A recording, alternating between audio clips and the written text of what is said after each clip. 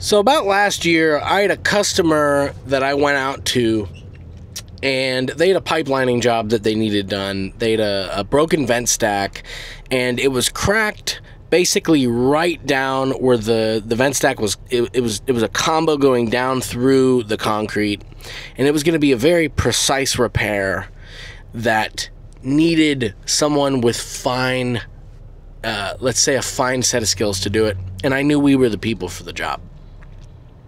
And so we scheduled a date, and then they canceled on me because something happened, a doctor's appointment or something. And then I never heard back from them.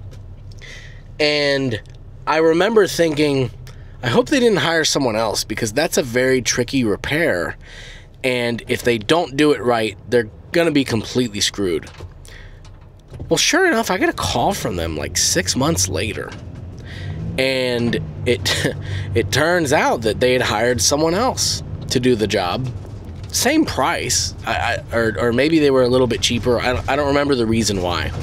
And they said they originally wanted to hire us, but I think scheduling or something. Anyways, whatever. They hired the other person, and they're like, "Look, we're really embarrassed to admit this. We hired the other person, and they didn't do the job right, and we need your help. We want to get it fixed." And I had to tell the guy, I said, "Look, I'm really sorry, but my company policy is we don't go back and fix mistakes of other plumbers and other lining companies on jobs that we've been passed up.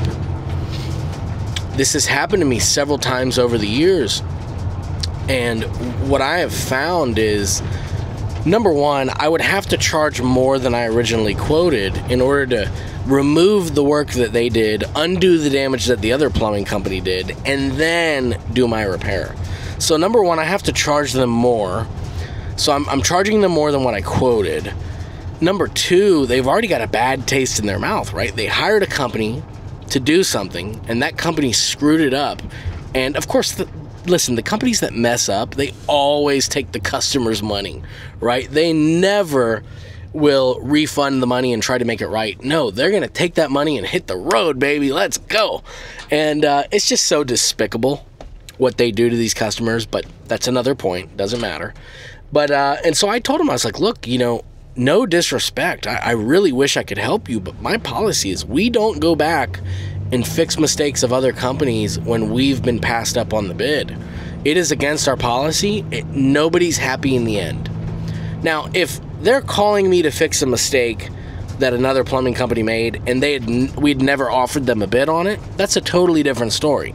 I get to come in as the hero. It's a fresh relationship. And I have gone behind lining companies and cut out their work. I mean, collapsed liners inside of sewer lines, choking off the end of the line getting backed up. Big companies, big billboard companies that you would expect would have a good reputation that have screwed customers over. And customers don't realize that, like, in order to get their money back and to go through all the hoops, it takes time. Like, you have to hire an attorney, you really have to fight them. And so this is why choosing a good contractor is so important. But I have just found that for me personally, if I have a customer that I've given a bid to and they don't hire me, but they hire someone else, and then that guy screws the job up, if they call me wanting me to come in and fix it, I always say no. And here's the thing. I actually think it's better for the customer because it teaches them a valuable lesson. Not everybody's equal. You pay for what you get. There are people out there, there are contractors out there that are going to screw you over. And I'm so sorry if you're the customer on the receiving end of that. I'm so sorry for you. I really am. But you made the wrong choice. And in life, your choices have consequences, and you have to live with that consequence. And I'm not going to be the one to bail you out. So, plumbers, I hope this was informative to you.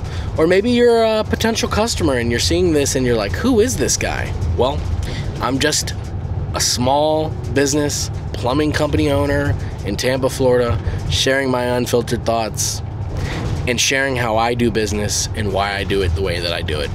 Thank you guys for watching. Have a wonderful day. Peace.